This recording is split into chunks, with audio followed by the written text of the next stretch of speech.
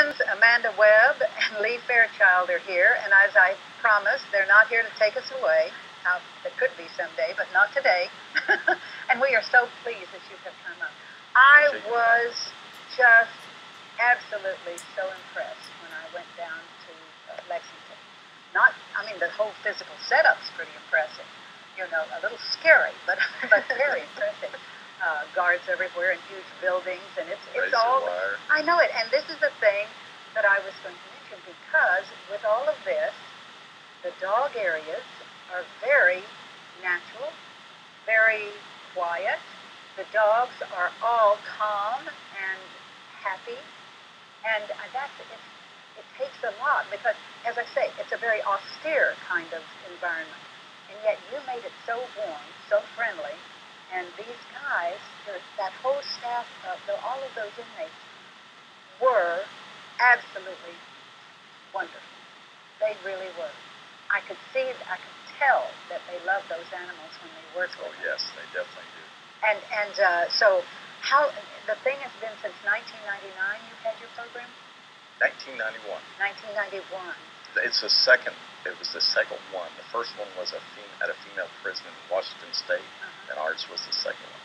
Right. So, Amanda, were you there when it started, or? No, I came to Lexington in 1998. So you are all for this kind of thing, then, right? Yes. I feel like it gives back to the community and to the offenders. Oh, I think it absolutely does. And a matter of fact, when we went down, we took a series of videos, and I'd like to show you. You'll be pleased. I would definitely. I even got you doing frisbee. All right. Amanda, you're going to like this, too. Let's play this. It is such a privilege for us, Lee Fairchild, to be down here with you today. You know, as a friend, I have known you for a long time, and you are a nationally known frisbee expert. But all the time that I interview for that, you are always talking to me about this facility and this project. I thought what we would do, if you'll just kind of walk us through what they're teaching out here, the kind of training they're doing, and maybe talk a little bit about the dogs themselves and how they have come along and how long they've been here and the progress that they made. Shall we do that? Sure. We work on sit stays here, down stays on the track, and as you noticed, all of our blocks are numbered, so we'll tell them to stop at a certain block sometimes. I see. So tell me, of course, everyone who is into training dogs will tell you the hardest thing to teach a dog is to walk by your side, is to heel, is to go on that leash. I would agree with that. Heeling and down. We watched several of the trainees demonstrate their down stays. Each dog seemed to have a great attitude, and occasionally fell in love with our camera. The moves here are necessary for focus, trust in their handlers, and an overall obedience acceptance. The time spent in training in this kind of setting would obviously be very expensive, but here, at this facility, it's free to those dogs who are willing to try. As a final demonstration, the dogs performed on a very challenging agility course put together by the inmates. This was a bonus for training and a lot of fun and diversion for the dogs. Having one of these dogs as well-trained and as well-mannered as they seem to be would be a great gift and a joy for families who could appreciate them and love them. Adoptions? Yes, every one of these dogs will find that perfect person for them. I'm sure of that.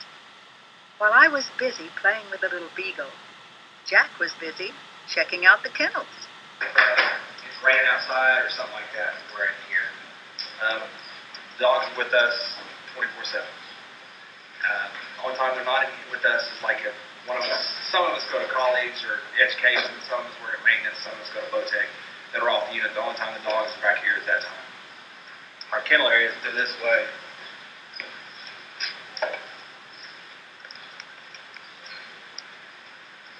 This is where they're housed. Well, it's our kennel area. It gives us time to go away from dogs if need be, whatnot. When a dog first comes in, first thing we do is give them baths, get them cleaned up, make sure there ain't no fleas and ticks, nothing like that. We have a little grooming station, but that's just mainly for mats or dogs that are here longer term. We might trim them up. We couldn't leave until I watched Lee work his magic with his new little Australian Shepherd, his trainee. This dog is only 9 months old, and what talent! I can see another champion for Lee Fairchild. And Lee shared his pup with an inmate who shows a lot of talent too as a trainer.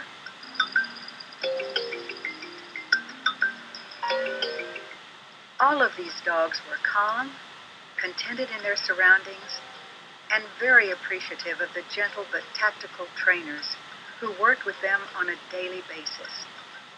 This kind of continual positive interaction will give these dogs a great social foundation, and they'll be at the top of the A-list for adoption. Oh, isn't that impressive, though? What do you think, audience? Was that neat? I just loved it. You know, they've had programs like this, but I think you have mastered this one. Well, thank you very much. I appreciate it. Oh, every dog was so cute. And, of course, I fell in love with a beagle, since I have a beagle. But that little beagle girl is something else. So what are you going to work on now? Just keep on plugging, keep doing the same things we have been doing, trying to rescue one dog at a time. Have these dogs that we have seen, have they been adopted? Actually, some of them that you did see in there have been adopted. There was a black and white dog that's a half border collie that you saw there at the end. Love that. He was adopted. He went to a very good family. Both of them athletic, like to jog, so it's a perfect situation.